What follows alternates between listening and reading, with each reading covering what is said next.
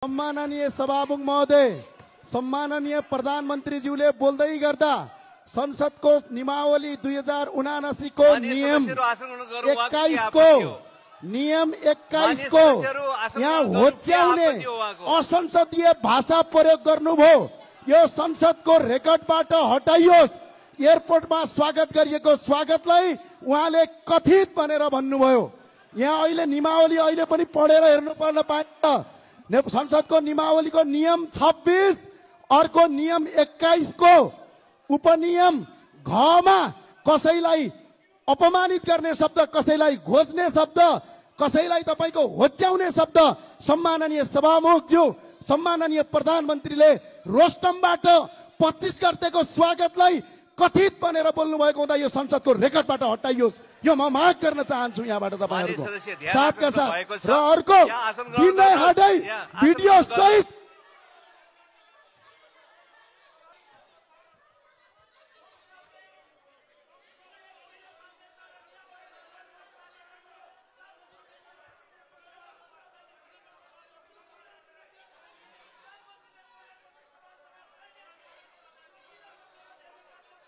माननीय सदस्यहरू, यहाँहरु आसन ग्रहण गर्नुहोस्।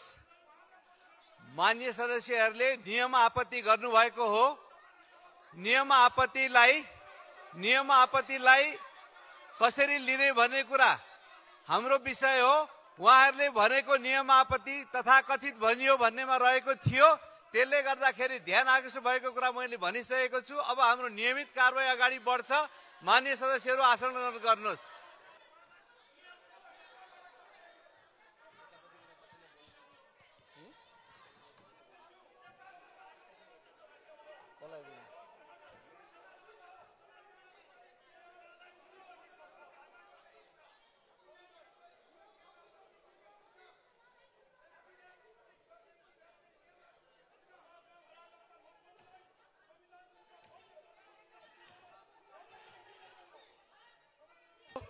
ज्ञानेन्द्र बहादुर साईले नियम आपत्ति गरेर उठ्नुभयो।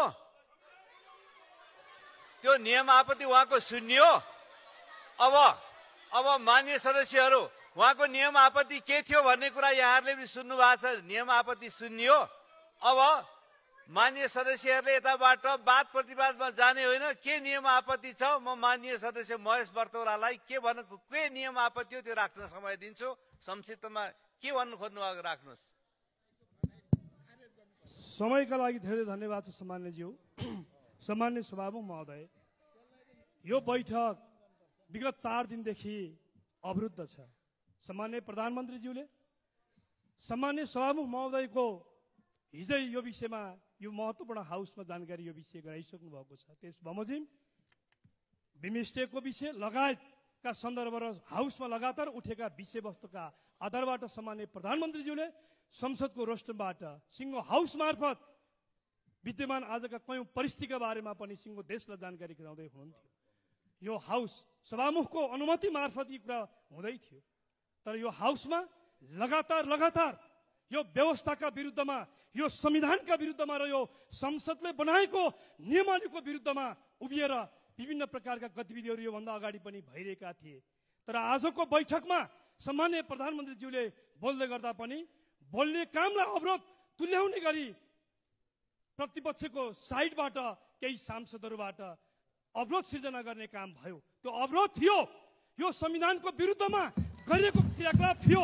संसदको नियमावलीको विरुद्धमा संसदमा सभामुखको अनुमतिले बोल्दै गरेका कोही सदस्यलाई त्यस प्रकारले डिस्टर्ब गर्ने अधिकार यो नियमावलीले कहाँबाट दिएको छ?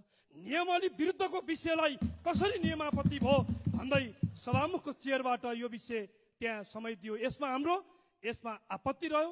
यसमा हाम्रो सभामुखज्यूलाई हाम्रो निवेदन रह्यो कि यस प्रकारको विषयहरू यो संसदलाई संविधानका विरुद्धमा, संसदले पारित गरेको नियमावलीको विरुद्धमा जाने छुट छैन। समाजमा अराजकता मचाउने, जिउँदै मान्छे जलाउने, लुटपाट मचाउने, आगजनी गर्नेहरूलाई बल पुग्ने गरी यो गणतन्त्रको यो संसदले कोही कसैलाई पनि अनुमति दिँदैन। सभामुख महोदय, त्यस प्रकारका क्रियाकलापहरू राजावादी उमानेर हुङ्कार पिटेर गणतन्त्रवादीहरूलाई वा यो गणतन्त्रको संसदलाई चेतावनी दिने छुट कसैलाई छैन। सभामुख महोदय, त्यस प्रकारको पक्षपोषण कहीँ कतिबाट हुन्छ भने त्यसको खिलाफमा हामी उभिन्छौँ। त्यसकारण यो संसद नियमावली संविधान बमोजिम अगाडि बढियोस्, यसको लागि गम्भीरताका साथ ध्यान आकर्षण गराउँदै निज मान्य सदस्यले जुन ढङ्गले समयमा बोल्नुभयो यी विषयहरू आपत्तिजनक छन्, खेदजनक छन्, तिनलाई खारेज गरियोस् माग गर्न चाहन्छु। धन्यवाद। रेकर्डबाट यसलाई हटाइयोस् माग गर्छु।